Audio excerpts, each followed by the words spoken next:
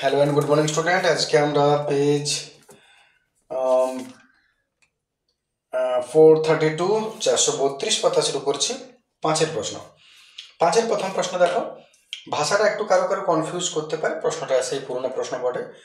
যদি 6 মাস অন্তর সুদ আসলের সাথে যুক্ত হয় তবে বার্ষিক 10% চক্রবৃদ্ধি হার সুদে 8,000 টাকার 1.5 বছরের, পার্সেন্টেজের চিহ্নটা ভুল দিয়েছে, 1.5 হবে বছরের সমূল চক্রবৃদ্ধি আর চক্রবৃদ্ধি সুদ কত? তো 6 মাস অন্তর সুদ মানে সেই অন্তরের যে অঙ্কগুলো, আর ওইটা পার্থিব ভয় খাওয়ানোর জন্য আসলের সঙ্গে যুক্ত হয়, ওটা এমনি আসলের সঙ্গে যুক্ত হয়। তো শুরু করে যাক। প্রথমত রেট অফ ইন্টারেস্ট 10% দিয়েছে, 8,000 টাকা প্রিন্সিপাল, 8,000 টাকা। সময় হচ্ছে 1.5 বছর, 2 1 2 3, 3-2 বছর, সময় হচ্ছে 3-2 বছর। আর 6 মাস অন্তর বলেছে, 6 মাস অন্তর, 6 মাস অন্তর মানে বছরে কবার? 2বার। অতএব এর পর্যায়কাল যেটা হচ্ছে সেটা হচ্ছে 2বার, বছরে 2বার। তার মানে অতএব আমরা যদি ফর্মুলাটা লিখি তাহলে a is equal to p into 1 plus r by 100 to the power n, বছরে যবার, 6 মাস অন্তর বছরে যবার, সেই তবারটাকে নিচে লিখতে হয় উপরে লিখতে হয়। আশা করি তোমরা এগুলো জানো ব্যাপারটা। এবারে মান আসা যাক 8,000, 1 প্লাস r বাই 100, n হলো 3-2, গোগলা গোগলা গেল। এখানে রইল 20, 20 একে 20 প্লাস 1, 20 একে 20 প্লাস 1, 21, এটা গেল 3, 21/20, 3 বার হবে, হোল কিউব আছে, 3টা গোলা গেল, আর 2 দুগুণে 4, 4 দুগুণে 8 গেল। 21 ইন্টু 21 ইন্টু 21, 21 হয়েছে 21 হয় 441, আর একবার 21, 2 একে 2, 4 দুগুণে 8, 4 দুগুণে 8। দেখে নেবে গুণটা, যদি ভুল থাকে কারেকশন করে নেবে। টাকা। তাহলে সুদাসল আর সমূল বলেছে, দুটো কথা বলেছে দেখলাম। একটা হচ্ছে সমূল চক্রবৃদ্ধি আর চক্রবৃদ্ধি সুদ। সমূল চক্রবৃদ্ধি মানে সুদাসল, অর্থাৎ সমূল চক্রবৃদ্ধি, সমূল চক্রবৃদ্ধি হলো 9261 টাকা। আর চক্রবৃদ্ধি সুদ, যেটা সুদ বার করার ফর্মুলা জানো, a মাইনাস পি হয়। সুদাসল থেকে আসল টাকা মাইনাস করব, 1261 টাকা, বাস এটাই উত্তর। চলে আসে পরের প্রশ্ন। পরের প্রশ্নগুলো কোষে দেখি 14-12টা, 6-এরগুলো আমি নিচে লিঙ্ক দিচ্ছি, আমি আর এগুলো ভিডিও এখানে দিব না, নিচে লিঙ্ক দিচ্ছি, যদি তোমাদের প্রয়োজন হয় তোমরা দেখে নেবে অবশ্যই। 6-এর 1-এরটাও 1.5-এর 9-টা বটে, 6-এর 2-এরটাও 1.1-এর 6-এর 7-এরটা বটে, যার জন্য আর নয় বারবার করে করতে, আমি সরাসরি 7-এর 1-এর প্রশ্নে চলে আসছি, যেটা এখনো সম্ভবত হয় নাই। ঠিক আছে, ডেসক্রিপশনে লিঙ্ক পেয়ে যাবে, ওইখানে চেক করে নেবে। 7-এর 1-এর প্রশ্ন বলছে এক্স ভ্যারাইজেস ওয়াই আর ওয়াই ভ্যারাইজেস জেড হলে দেখা হচ্ছে X square plus Y square plus Z square varies X Y plus Y plus Y Z plus Z X. তাহলে আমরা প্রশ্ন শুরু করি। প্রশ্ন দিয়েছে এক্স ভ্যারাইজেস ওয়াই, তার মানে আমি লিখতে পারি এক্স সমান k1 ইন্টু ওয়াই, ভ্যারাইজেস হলে k1 হয়। আবার ওয়াই ভ্যারাইজেস জেড, অতএব ওয়াই সমান k2 ইন্টু জেড লিখতেই পারি, কারো কিছু বলার নেই। এবার এখানে লক্ষ্য করো, যদি x সমান k1 y হয় আর k1 ইন্টু ওয়াই জায়গায় ওয়াই এর মান আমি যদি k2 z বসাই, তাহলে আমি ফাইনালি x এর মান k1 k2 z আর y এর মান k2 z পাচ্ছি। কেপুটের অঙ্ক যেভাবে হয় একটু লিখে দেবো, এখানে k1 k2 হলো অশূন্য ভেদ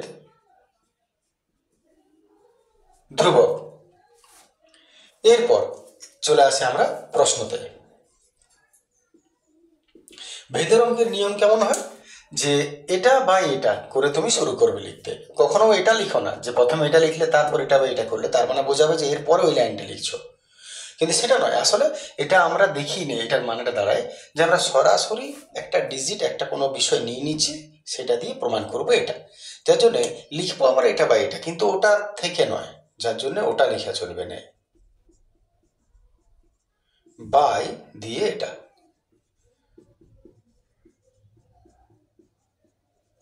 মান বসানো যাক। এক্স স্কোয়ার তার মানে k1 k2z তার স্কোয়ার আছে। চাইলে তুমি এটাকে ছোট করে নিতে পারো, এত বড় না লিখে k1 k2z না লিখে k3z লিখে নিতে পারো, ধরিলাম। মনে করো অত বড়টা কেন বারবার লিখবো, আমি ছোট করে দিলাম। ধ্রুবক যে কোনো সময় তুমি ছোট করে নিতে পারো। তাহলে x2 এর মান হলো, x এর মান k3z তার স্কোয়ার, y এর মান k2z তার স্কোয়ার, আর z এর মান z by x k3z y k2z y k2z z plus z x k3z। এরপর এটারও স্কোয়ার এটারও স্কোয়ার, k3 স্কোয়ার z এর স্কোয়ার, k2 স্কোয়ার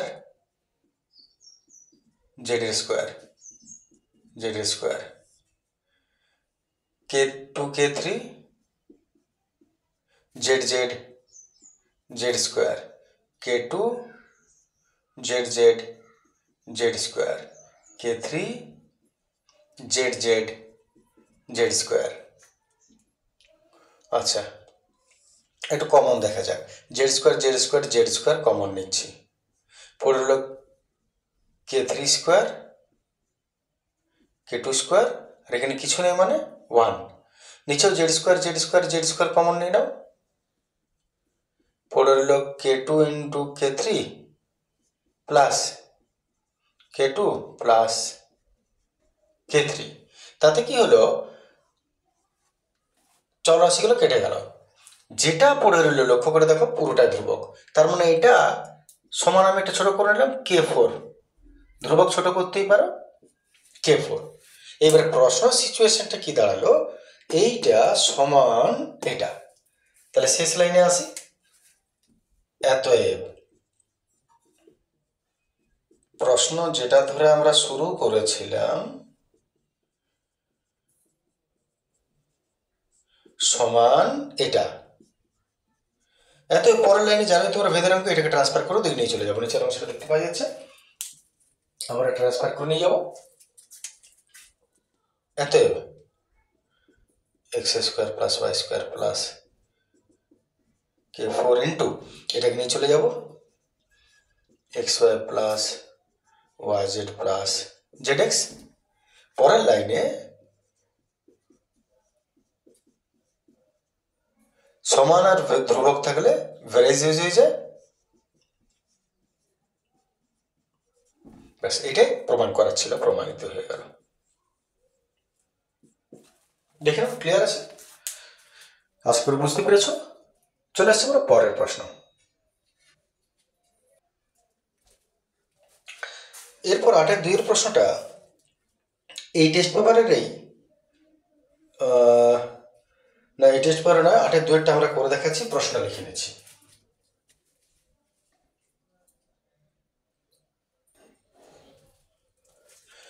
আচ্ছা, মাঝের যে অঙ্কগুলো ছিল সেগুলো অবশ্যই টেস্ট পেপার বইয়ের অঙ্ক, আমি লিঙ্কে দিয়ে দিয়েছি, তোমাদেরকে খুঁজতে হবে না। আমরা চলে আসছি 8-2 যেটা বাইরের অঙ্ক। প্রশ্ন বলেছে এটা সমান এটা সমান এটা হলো প্রমাণ করো এটা। তো সহজ প্রশ্ন বটে। প্রথমত আমরা কি করব, এই যে 3টা রাশি দেখতে পাচ্ছি, এই 3টা রাশিকে উভয় দিকে আমরা যে যেটা নিচে আছে তাদেরকে গুণ করব, সি সি এর সঙ্গে বিবি এর সঙ্গে এ এ। তাহলে আমি এর সঙ্গে সি গুণ করছি,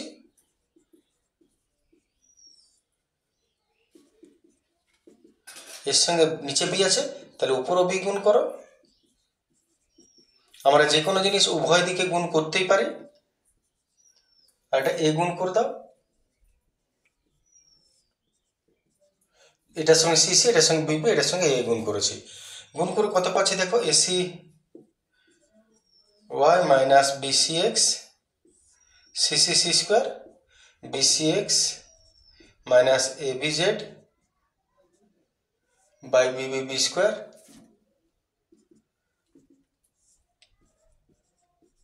A B z minus a c y a square. এরপর সংযোজন করে দাও, সংযোজন প্রক্রিয়ায় পাই এটা প্লাস এটা প্লাস এটা, নিচে এটা প্লাস এটা প্লাস এটা, সংযোজন তো সেটাকে বলে, এটা প্লাস এটা প্লাস এটা বাই নিচে এটা প্লাস এটা প্লাস এটা, তাতে দেখো কি হচ্ছে, plus a c y minus a c y গেল, তার মানে জিরো, জিরো বাই বড় ভাগ a square plus B square plus c square, আর জিরোর সঙ্গে যে কোনো জিনিস ভাগ হলে জিরোই হয়। সংযোজন প্রক্রিয়া থেকে তুমি কি পাচ্ছ, প্রতিটা রাশির মান যেটা বেরোবে সেইটা, তার মানে এখানে প্রতিটা রাশির মান হলো জিরো। তাহলে যদি সেটা হয় তাহলে আমরা কি করবো এরপরে, এরপর তুমি যেটা করবে সেটা হচ্ছে এত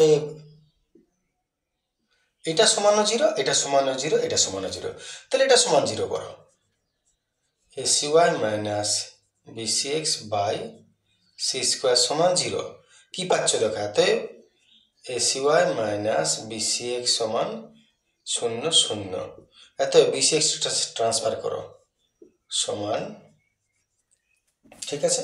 এবারে দেখো সিসিটা তো চলে গেল, এ ওয়াই সমান বি এক্স রইল। আচ্ছা, সহগ বিচ্ছিন্ন করে নাও, ওয়াইয়ের নিচে এর বিটাকে নামাও, উল্টো দিকে এক্স এর নিচে এর এটাকে নামাও, ওয়াইয়ের নিচে এর বিকে নামালাম, তাহলে উল্টো দিকে এক্স এর নিচে এর এ নেমে গেল। এবারে দ্বিতীয় আরেকটা স্টেপ, দ্বিতীয়টা BC x minus A B Z by B square. যখনই সংযোজন প্রক্রিয়ায় কোনো উত্তর পাওয়া যায় সেটা তিনজনেরই সমান দিয়ে তুমি লিখতে পারো, যার জন্য আমরা ইজিক্যাল টু সমান দিয়ে লিখছি, BC x minus A B Z zero,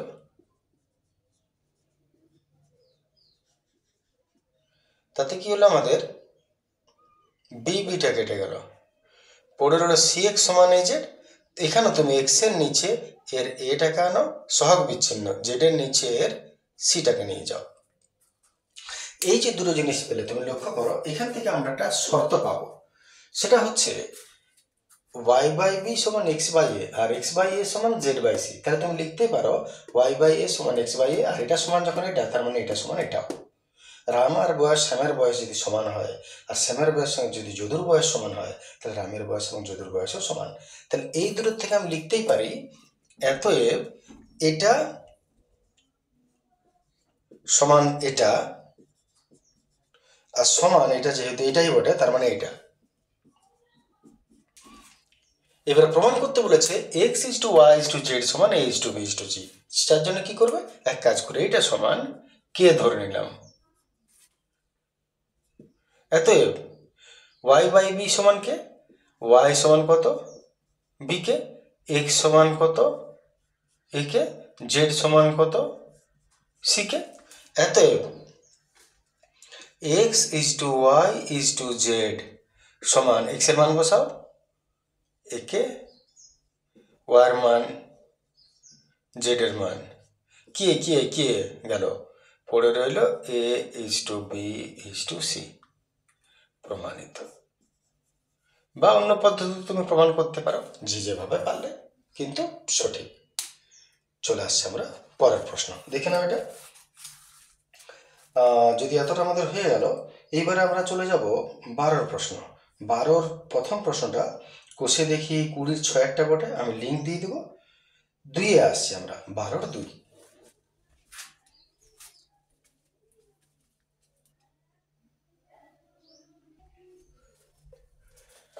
চলে আসছে আমার 12-2 এর প্রশ্ন। প্রশ্ন বলছে sin 3 প্লাস cos 3 সমান 7/5 আর sin ইন্টু cos সমান 12/25 হলে sin 3 এর মান বার করো।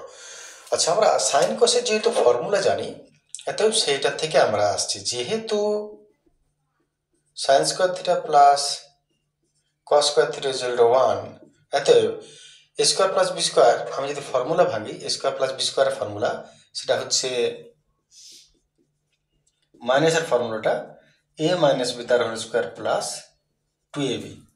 তাহলে আমরা এই ফর্মুলায় ভাঙছি a মাইনাস বি তার হোল স্কোয়ার প্লাস 2ab সমান তো 1 আছে। তাহলে a square plus B square a minus B তার হোল স্কোয়ার প্লাস 2ab, এটাতে আমি 2 ইন্টু সাইন কসের মানটা বসিয়ে দিলাম 12/25 সমান 1।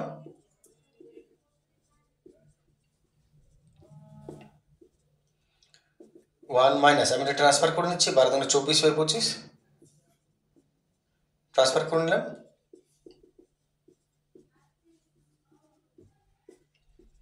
লসাগু করলে 25 হবে, 25 মাইনাস 24, 25 মাইনাস 24 মানে 1। এত স্কোয়ার ট্রান্সফার করে দিচ্ছি, sine theta minus cos theta 1/25 square transfer করলে রুট হয়, তার মানে 1 আর 25 বর্গমূল 5, 1/5। আচ্ছা, এখান থেকে তুমি দুটো মান পেলে। এটা হচ্ছে সাইন প্লাস কসের মান হচ্ছে, এটাকে 1 নম্বর ইকুয়েশন ধরে নিলাম, আর সাইন মাইনাস কস এটাকে আমি 2 নম্বর ইকুয়েশন ধরে নিলাম। এবারে অপরণ পদ্ধতি যে কোনো পদ্ধতি করো, আনালে সরাসরি 1 মাইনাস 2 করে দিচ্ছি, বেটার হয়। এত 1 নম্বর মাইনাস 2 নম্বর ইকুয়েশন। 1 নম্বর হচ্ছে sine theta plus cos theta minus এটা সাইন থিটা। আচ্ছা, এটা প্লাস করব, 1 আর 2 যোগ করলে, নাহলে কসটা কেটে যাবে, এই সাইনটাই কেটে যাবে। সমান হয়ে গেল এখানে 7/5 প্লাস, একটু দেখে নিই, আমি 1 আর 2 যোগ করছি, তার মানে sine plus cos plus sine minus cos, তাহলে এটা প্লাস এটা, ঠিকই লিখেছি। ব্র্যাকেট তুলে দাও, সাইন প্লাস কস লসাগু 5। আচ্ছা, কেটে গেল এটা, কস কস কষা কস হয়ে গেল, একটা সাইন দুটো সাইন থিটা সমান হলো 7 আর 1 8, এত সাইন থিটা 2 নেমে গেল, 2 4 8, 4/5, সাইন থিটা হলো 4/5। দেখে নাও সাইন থিটার মান এটা। চলে আসছে পরের প্রশ্ন।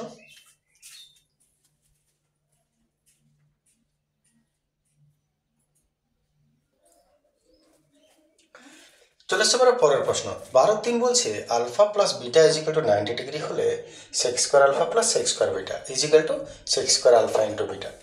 তাহলে আমরা এখান থেকে একটু alpha plus beta is equal to 90 degree হয়, তাহলে বিটা সমান 90 মাইনাস আলফা, আলফা বা বিটা যে কোনো মান বার করে নিলে। এবার এলএইচএসে চলে আসে sec square alpha plus sec square beta. Sec square বিটার জায়গায় আমি 90 মাইনাস আলফা লিখব, সেক 90 মাইনাস থিটা হলো cosec theta, sec 90 minus theta cosec theta. আচ্ছা, এইবারে আমরা সেককে 1/cos লিখতে পারি, আর কসেককে 1/sin লিখতে পারি। তাহলে সেককে 1/cos, এর উল্টো কসেকের উল্টো সাইন 1/sin, দুটোকে আমি যদি লসাও করে দিই,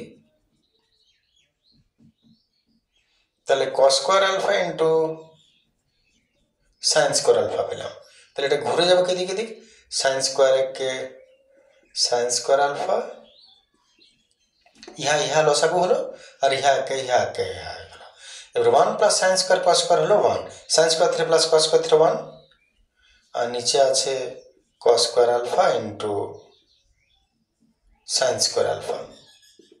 আচ্ছা, 1/cos মানে কি? 1/cos মানে হলো সেক স্কোয়ার আলফা, আর 1/sin মানে কি? কসেক। সোজা করে দিলাম আর কি, 1/cos তার মানে সেক আর 1/sin মানে কসেক। বাস এটা রেখে দিলাম। চলে আসি এদিকে RHS। RHS বলছে sec square alpha sec square beta. Sec square alpha তার মানে হচ্ছে আমাদের গিয়ে সেক স্কোয়ার আলফা হচ্ছে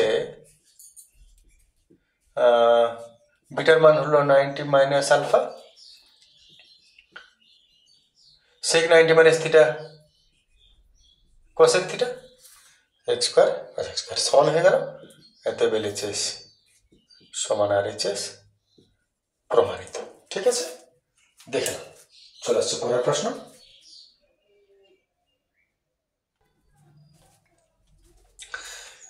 এরপরে 13-র দুটো অঙ্ক কষে দেখি। প্রথমেরটা হচ্ছে 191 পাতা এই পেজেরই আছে 13 র্যাকেটটা, আর দ্বিতীয়টা এই পেজেরই 118 পাতা 13 র্যাকেটটা। যার জন্য আর আমি করে দিচ্ছি না, আমি নিচের লিঙ্ক নিশ্চয়ই দিচ্ছি, তোমরা সেখান থেকে দেখে নেবে। এরপর আসছি 14 র্যাক। কিছু মনে করো না, বারবার এত অঙ্ক করা একই রকম অত সহজ কথা নয়। 14 র্যাকের প্রশ্ন দেখো। 1 সেমি পুরু সীসার পাতে তৈরি একটা ফাঁপা গোলকের বাইরের ব্যাসার্ধ 6 আর গোলকটাকে গলিয়ে 2 সেমি ব্যাসার্ধের একটা নিরেট লম্ববৃত্তাকার দণ্ড তৈরি করা হলে দণ্ডটির দৈর্ঘ্য কত হবে? একটু ছবির মাধ্যমে ঠিক করা যাক। 1 সেমি পুরু সীসার পাতে তৈরি ফাঁপা গোলক, একটা ফাঁপা গোলক, এই চড়াটা হচ্ছে 1 সেন্টিমিটার। 1 সেন্টিমিটার পুরু সীসার পাতে তৈরি একটা ফাঁপা গোলকের বাইরের ব্যাসার্ধ 6 সেমি। এর বাইরের ব্যাসার্ধ 6 সেমি, এটাকে গলিয়ে 2 সেমি ব্যাসার্ধের একটা দণ্ড, এটাকে গলিয়ে 2 সেমি ব্যাসার্ধের একটা দণ্ড তৈরি করা হচ্ছে। দণ্ডটার দৈর্ঘ্য কত হবে? খুব সহজ প্রশ্ন, সাদামাটা প্রশ্ন।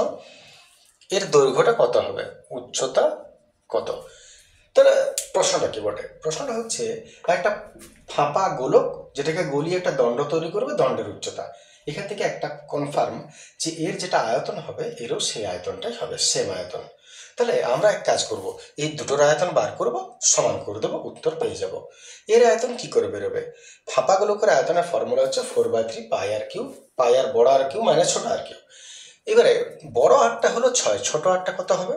খুব সহজ, বড় আর এইখান থেকে এতটা, আর এইখান থেকে এটাতে দেওয়াই আছে 1, তাহলে ছোট আরটা কত হবে? 5। 6 থেকে 1 মাইনাস গেলে 5। তাহলে আমরা শুরু করছি এখানে। ফাঁপা গোলকের বড় আর হচ্ছে 6 সেমি, এতে ছোট আর হচ্ছে 6 থেকে 1 বাদ দিব, 5 সেমি। অতএব তার আয়তন হবে 4/3 পাই বড় আর কিউ মাইনাস ছোট আর কিউ। বড় আর হলো 6 কিউ, ছোট আর হলো 6 6 36, 6 36 আং 6 6 4 4 3 3 4 5 করে 21, 216, 5 5 25, 5 5 আং 125।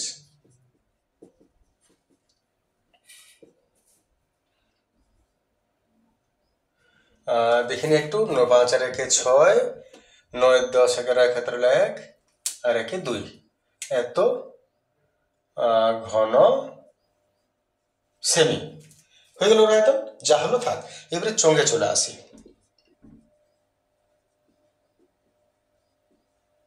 চোঙাকৃতি টুকরোর ব্যাসার্ধ হচ্ছে 2 সেমি, উচ্চতা ধরি 8 সেমি, অতএব আয়তন কত হবে? পাই স্কোয়ার এইচ, পাই 2 স্কোয়ার এইচ ঘন সেমি। এবারে দুটোর আয়তন সমান হওয়ার কথা, আয়তন শর্তানুসারে। যখনই একটাকে গলিয়ে অন্যটা তৈরি করা হয় তার মানে দুটোর মধ্যে পদার্থটা একই থাকে, এটা সমান এটা লিখছি, যার জন্য আয়তনটা সমান হয়। ট্রান্সফার করা যাক। পায়ং পায়ং গেল, 2 দুগুণে 4 গেল, অতএব এই সমান 91/3 থাকছে। 3 30 এত সেন্টিমিটারের উচ্চতা হচ্ছে। 14 এত সেন্টিমিটার উচ্চতা হচ্ছে। ব্যাস, তাহলে এটা হয়ে গেল। আচ্ছা, 2 নম্বরে যেটা সেটা কোষে দেখি 8-এর 9, আর 3 নম্বরেরটা আমাদের এই টেস্ট পেপারের 264 পাতার 14 করা আছে, 14-3। আমি নিচে লিঙ্ক দিচ্ছি, খুঁজতে হবে না, তোমরা সেখান থেকে কাইন্ডলি একটু দেখে নেবে। বাস, কিছু মনে করো না, বারবার বলছি লিঙ্ক দিতে বাধ্য হচ্ছি, নাহলে অঙ্ক এত করতে গেলেও মুশকিল আছে। আর তোমরা একটু নিচে গিয়ে ক্লিক করবে যদি তোমার প্রয়োজন থাকে, তার বিষয়তে কিছু নয়। কত নম্বর কোয়েশ্চেনটা সেই ভিডিওর, সেটাও আমি পর্যন্ত তোমাদেরকে দিয়ে দিচ্ছি ওখানে। সেটা তো সময় লাগে, এমন না যে না কোথা থেকে আমাকে কপি পেস্ট করতে হয় তারপর সেখানে এসে লিঙ্ক দিতে হয়, বুঝতে পারছো, এডিটে আছে তার মাঝখানে। ঠিক আছে, যাই হোক, থ্যাংক ইউ, গুড ডে।